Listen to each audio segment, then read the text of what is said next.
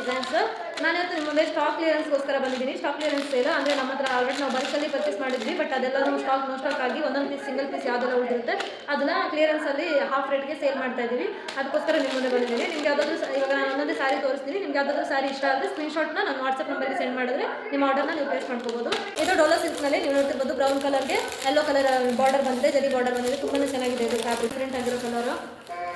Maroon ಕಲರಲ್ಲಿ ಬಂದಿದೆ. ಇದು ಕೂಡ linen with cotton, pure cotton with ಸ್ವಲ್ಪ ಲಿನೆನ್ ಮಿಕ್ಸ್ ಇದೆ. ಇದಕ್ಕೆ ನೋಡ್ತಿರ್ಬೋದು ಇದು ಪ್ರಿಂಟೆಡ್ ಬಂದಿದೆ. ಇದಕ್ಕೆ ಸಖತ್ತಾಗಿದೆ ಇದು ಮೆಟೀರಿಯಲ್.